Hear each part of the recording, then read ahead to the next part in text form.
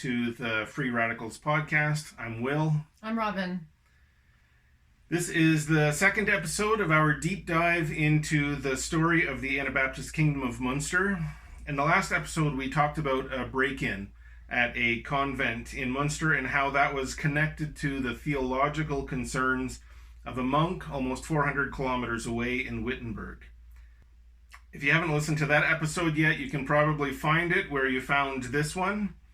But if this is your first time listening, you can stay, but we are building off of the story from the previous episode. And we're still figuring all of this out, so thank you for your patience as we continue to learn on the fly here. After we recorded the last episode, Robin and I had an interesting conversation about mental health and Martin Luther's personality. And so I found a quote that I thought was pretty indicative of his way of thinking. That was probably complimentary to him then, and I think even now a lot of people would see this as a character strength. But I thought that maybe through more contemporary lenses, a softer lens, we might read it differently. So, Robin, I have a quote that I want you to read, the longer one from the top there. I find nothing that promotes work better than angry fervor. For when I wish to compose, write, pray, and preach well, I must be angry. It refreshes my entire system. My mind is sharpened. All unpleasant thoughts and depression fade away. There's a little bit more of a shorter, concise quote from him, and that's at the bottom there, if you can read that too. When I'm angry, I can pray well and preach well. That is very odd. Yeah, so I've heard and chatted with pastors who sort of still operate this way. But there's something feels off about it. How does that make you feel? I would think that praying out of anger would not be conducive with praying to a God of love and peace. Mm-hmm. I'm kind of blown away by this, and I'm sad. Right. Yeah, so it's interesting to see Martin Luther as someone who's making space for religious dialogue, making space for religious progress, and making room for a whole lot of things that are, open-minded and tolerant, and he was neither of those things. Yeah. And there's a meeting I'll talk about later where Martin Luther was there, says a lot of angry things. Oh. And it really seems to, through contemporary lenses, I think, discredit almost everyone in the room, and not just him for that way of acting. But I do think it's worth noting that I've met a lot of Lutherans in my life, both priests and parishioners. And none of them are characterized by their public angry outbursts.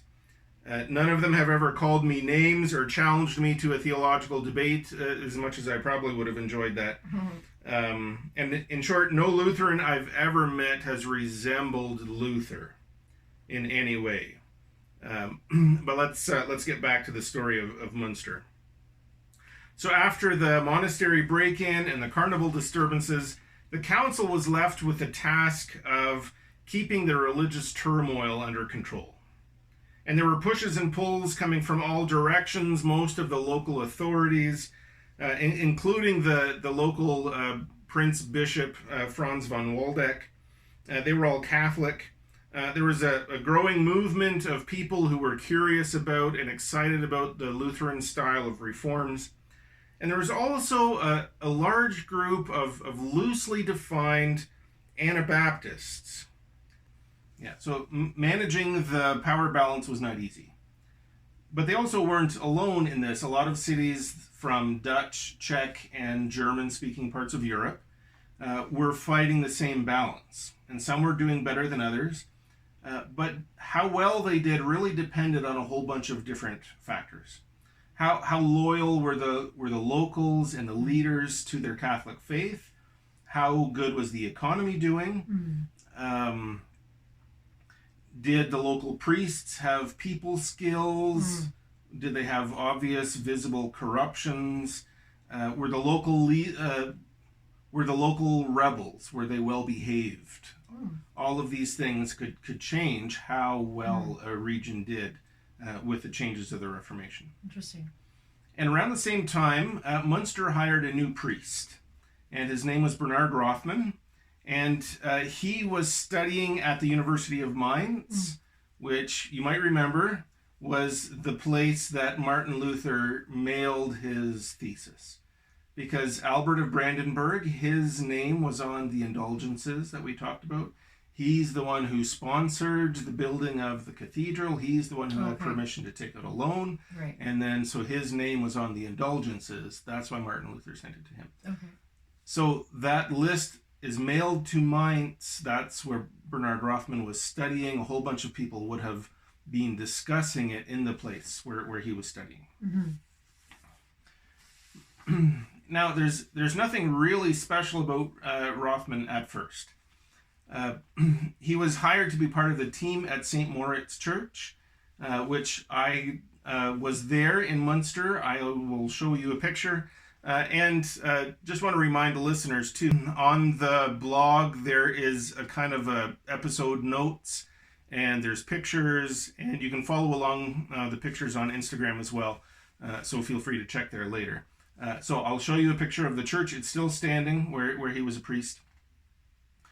But he wasn't the main priest there, and it wasn't the main church in Munster. So he's kind of farther down the priority list, the hierarchy ladder in Munster. And he was doing his job okay, no real complaints at first. But in his work, he started to be influenced by Anabaptists. And normally, church leaders are happy when a preacher is preaching sermons that people want to hear, that kind of draw a crowd. But Bernard Rothman was drawing a crowd of other Anabaptists. Was he Catholic? Yeah, so everybody in Munster was officially Catholic, sort of at this time. It was still a very Catholic church system there. So the church leaders were uncomfortable with his influences because the conversations with the Anabaptists were influencing his theology. And so the crowds that were coming were also influenced by Anabaptism. And that means they weren't a well-behaved crowd. They didn't sit still. They were loud and ruckus. And also, at this time, when you've been influenced by Anabaptist theology, you're not preaching feel-good, everybody pay your tithes and obey the government kind of sermons. I see. So the leaders decide that something needs to change. So they say to Rothman they're going to send him away to university to upgrade his schooling. Okay. And they're pretty confident that if Rothman goes to a legitimate school studying from legitimate theologians, then he will feel more comfortable in legitimate Christianity. Catholicism. Right. For them. So Rothman goes, but Paris was then and always has been sort of a haven for other rebels too. So it isn't a safe haven of Orthodox preaching and theology. So he goes there, but the influence doesn't wear off. Okay. Sorry, can I interrupt you for a second and ask you, what's the difference between a loosely defined Anabaptist and an Anabaptist?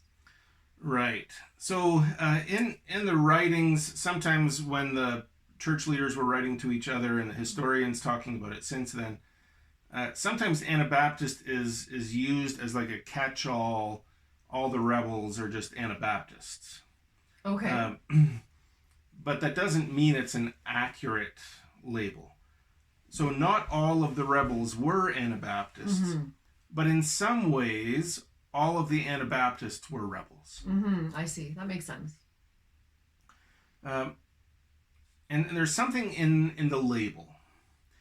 Because for us right now, when you hear Anabaptist, if you don't know anything about the Mennonite cultural stuff, you're like, okay, well, this is a theological label to describe a group of people. So why would there's no rebellion attached to that? Right. But for us, baptism is just a thing that happens at church. Mm. Sometimes it means after the baptism, you're now a member of the church. Mm-hmm. Sometimes within the context of a child baptism, it means that the parents are now committed to being good Christian parents. Sometimes it can mean a variety of things. But one thing that's missing is in those days, in the Catholic context, when a child was born and then baptized, they were then registered. That means that the government then knew about the child. Oh. That meant that that child was now going to appear later on the tax roll. That meant now later on that child could be conscripted into military service. So there was a clear connection between the church and the state. Right, of course.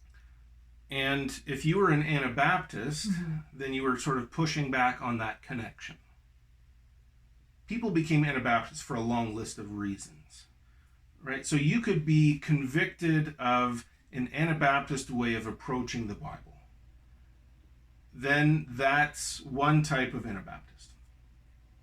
You could be angry at the church and for all of its corruption, and you say, I don't want to baptize my kid into this institution. Mm-hmm. Then you're branded as an Anabaptist, regardless of what actually you constructively believe.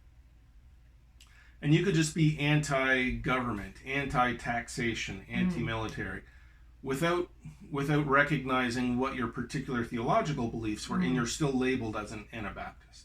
So maybe this is a good time to explain what Anabaptist means. Right, that's a fair question at this point. So the way that the word Anabaptist comes to us is from a Latin root. The ANA is like again or re and then baptizer. So a rebaptizer or someone who's been rebaptized. Okay. So all of the leaders, all of the early members of the Anabaptist movement were baptized as children at some point. And then through their own understanding, they said, well, that one didn't count. We're going to do it again. I see. So then they were Anabaptists. But that's what people on the outside called them. Oh, okay. Because inside the movement, they said, well, the first one didn't count. Right. We've been baptized once. One time that counts, one time that matters, it's this one. I see. So that label was added by outsiders. So what did they call themselves? Well, they would have spoken about each other quite simply. Within the spiritual communities, they would have called each other sisters and brothers. Okay. Which is something that's common in religious groups now, too. Right. And Bernard Rothman, like I said, went to study in Paris. Well, there's a group of early Anabaptists.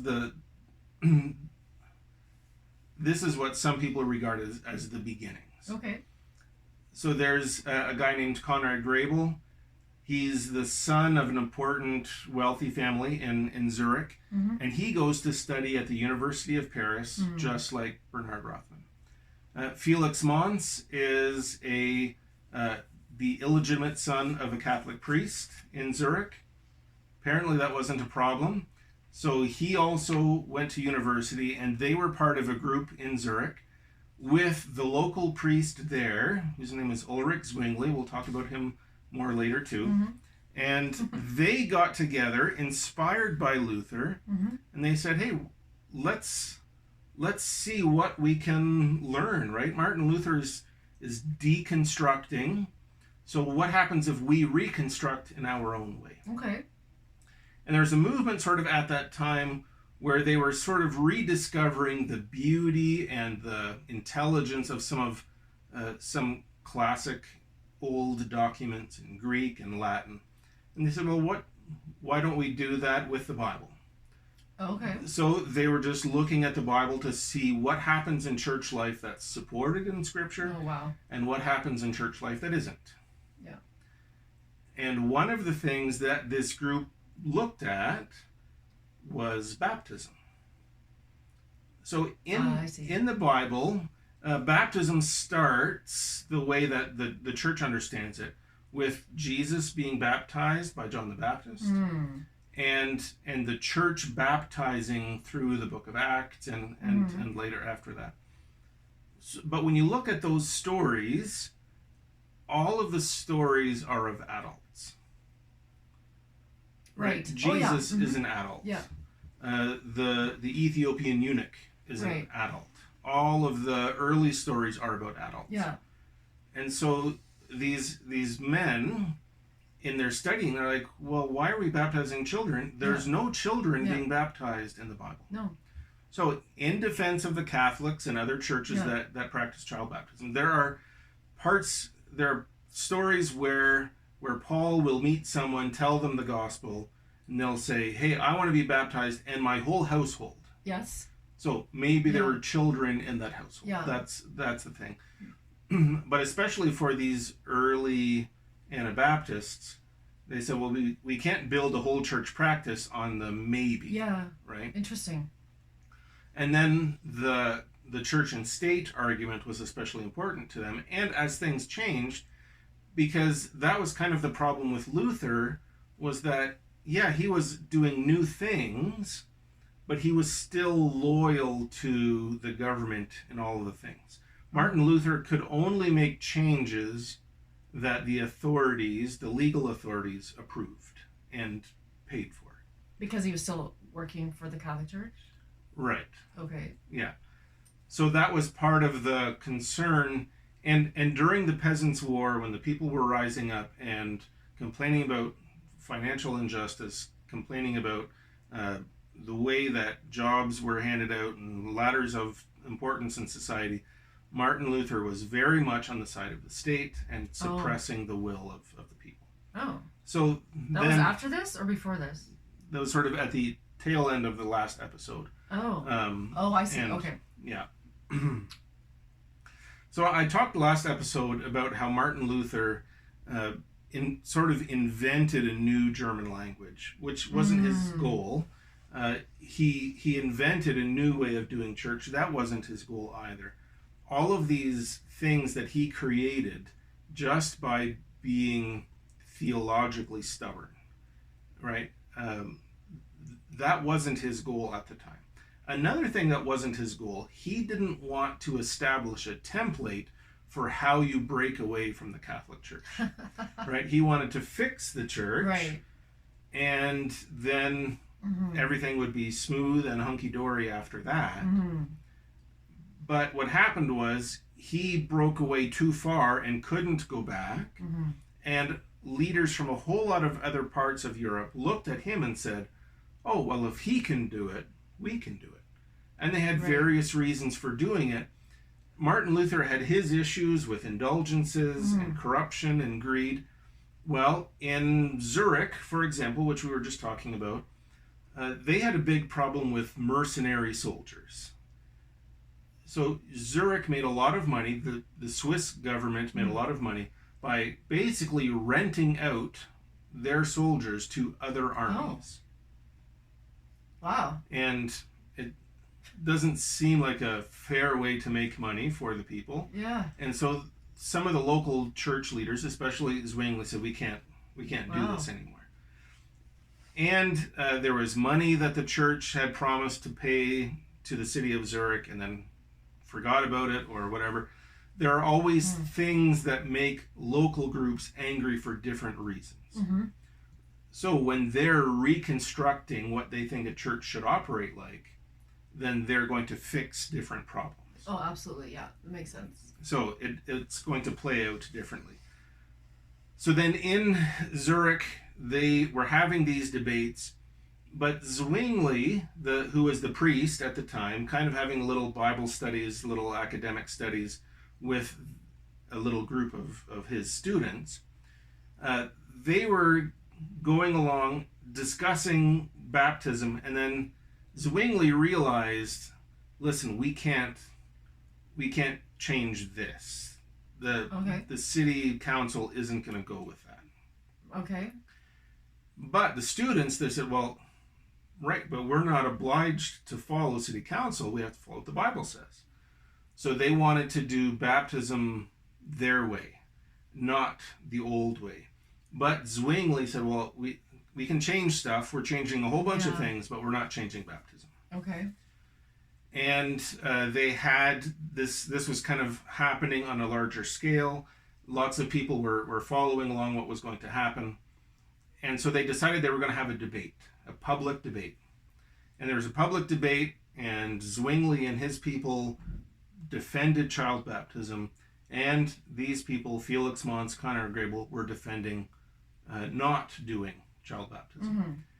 And Conrad Grebel, who I mentioned, had a child recently, or shortly before this, and hadn't brought the child to be baptized. Oh. And so this was all very new still. So then after the debate, it was announced, okay, we're not talking about this anymore, and any unbaptized children need to be brought to the church to be baptized. Okay. So the students, they get together at Felix Mons's mother's house.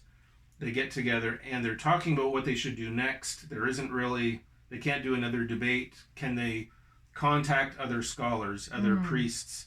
They're talking about all the ideas.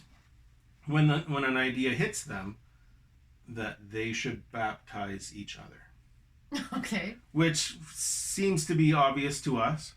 So one of the guys that's there is George Blaurock, and that's not really his last name. It's kind of a nickname. So he wore like a robe, like a scholar's robe. So Blaurock, blue coat, blue robe. So that was kind of his nickname, George with a blue coat. And he says, hey, I need you to baptize me. Yeah. So George Blaurock asks Conrad Grebel to baptize him. It's like a eureka moment. They realize this is what they have to do. So Conrad baptizes him, and then he says, okay, now it's my turn. Yeah. And by the end of the meeting, they'd all been baptized. Okay. So this is kind of regarded as the beginnings of the Anabaptist movement. There were similar events, similar Anabaptist movements in different parts of Holland, even Italy. But this is the one that's kind of recorded and recognized by a lot of people. And it was in Paris? No, Conrad studied in Paris, but all of this happened in Zurich. Oh. So then this is a kind of a spiritual Anabaptism. And these movements are springing up in other places, sometimes influenced by Zurich, sometimes influenced by other places, but pretty quickly they start interacting with each other, talking with each other. And they start to realize, we have some mature Anabaptists who are about spiritual renewal, and there's some who are more rebellious and wanting to destroy things. So we need to have a gathering, a meeting. So Anabaptist leaders from different parts of Europe come together in a German town called Schleitheim, and they work out together what are going to be the things that they hold together. And they come up with a list of 7 points, and a lot of them deal with what is church going to look like. This is going to be a pure church. If people in the church aren't living good lives, we can kick them out. Okay. Communion is only for adult, baptized, mature Christians. All of these things about what it means to be the pure church. Also, we're going to elect our own pastors for ourselves. And another big thing is we are going to be peaceful. Jesus said to love our enemies. Jesus told us to put down our swords. We're going to be peaceful people. So were they meeting in homes at this point, or what kind of church setting were they having? Yeah, so they were meeting in homes, but also barns and caves, and mostly in secret. Right, okay. So this gathering happens, and it sort of separates the Anabaptists who wanted a pure spiritual movement and the ones who were rebelling more. but that didn't instantaneously improve their reputation, right? That wasn't recognized by the Catholics or the Lutherans as a legitimate gathering, as a legitimate statement. And different places, as I mentioned before, were responding to the Anabaptist movement in different ways. But people were starting, even in Zurich, church leaders were starting to arrest and torture and even kill Anabaptists. Okay. So Felix Mons, who I mentioned, was one of them. He was preaching about baptism. He was preaching against the Zurich church, and he was evangelizing, proselytizing. And he had been told by Zurich leaders to stop, and he wouldn't stop, so he was arrested. And when he was arrested and released a few times, they decided, well, this will keep him and the whole movement quiet if we execute him. So they executed him, and spoiler alert, it didn't stop them. Oh, I thought you said it didn't. You were saying it didn't work. Yeah, well, no, he didn't come back. Okay.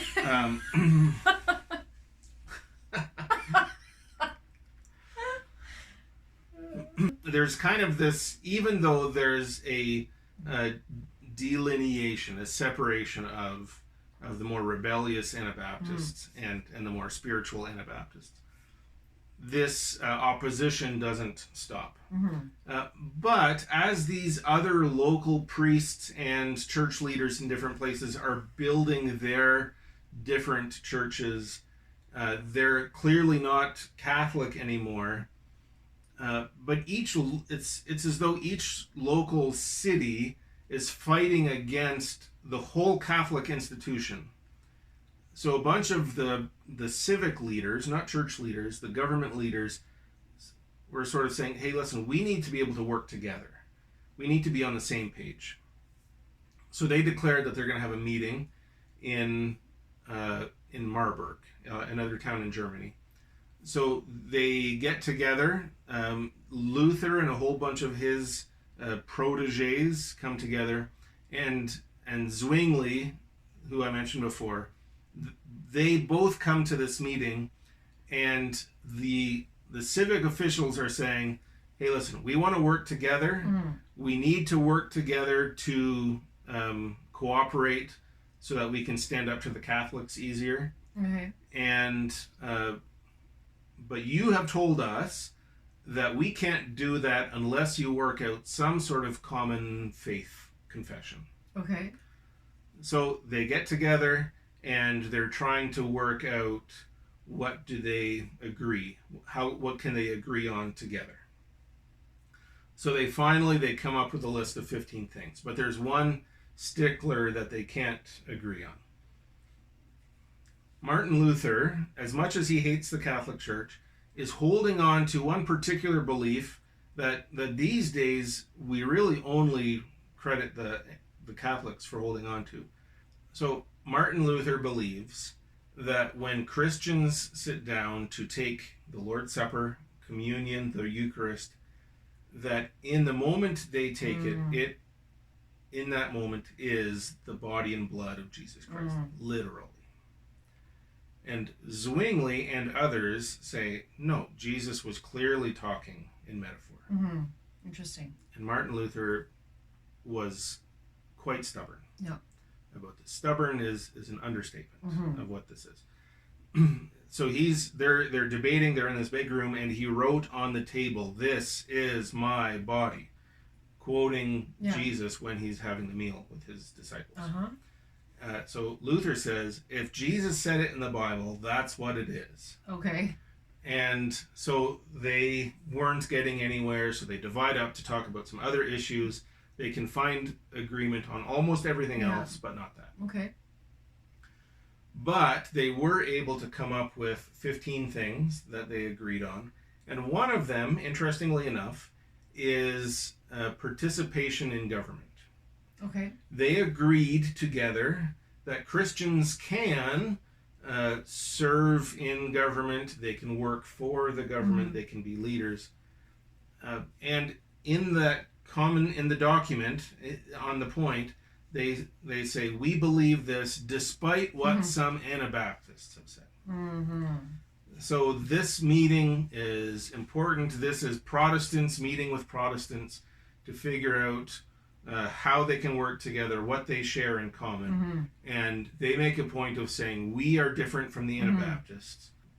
So Zwingli would write to a friend of his later to say how annoying Luther was, how stubborn Luther was, how much of a fool he made of himself. And later on, Luther would say the same thing, that Zwingli was stubborn. Oh, okay, funny. Zwingli wasn't smart enough to understand. Oh, dear. Like, we almost couldn't agree on anything because Zwingli was such a jerk. Like, interesting. Yeah, so to us, present day inheritors of these faith movements, there's a temptation to lift them up and say, oh, wow, aren't they incredibly brilliant and mature Christians for having to kind of parse out these points of belief that they've passed on to us. But you can look at it through a personality lens, and they're stubborn. Yeah, they're that's interesting. Arrogant. Yeah. They have a lot of things they need to work through. Yeah, it seems like there's almost like a lack of like they're so fixated on doctrinal issues that it almost seems like spiritually vacant. Like, whereas they're not talking about charity, they're not talking about peace, they're not talking about, are they even talking about love? Like, it's interesting. Yeah, so this is the meeting where they sort of realize, okay, we can work together, sort of, but there are some personalities that that we're going to have trouble with. So another thing that I put on the episode notes on the website is a timeline, because I do sort of hop around and kind of pick and choose events that fit. So this baptism that happens in Zurich is 1525, the same year as the break-in that happened in the Munster convent. The gathering in Schleitheim, where they work out a shared confession of faith, that's 1527. Felix Mons is executed also in 1527. The Marburg Colloquy, that's the only time I use that word, is talking about the one in Marburg. The Marburg Colloquy is 1529. So in the next episode, we'll get into those answers. What happens next? What happens with Bernard Rothman and other parts of the Anabaptist movement. So thanks for following along. Thanks for listening to episode 2. And we will see you in a couple of weeks. Bye.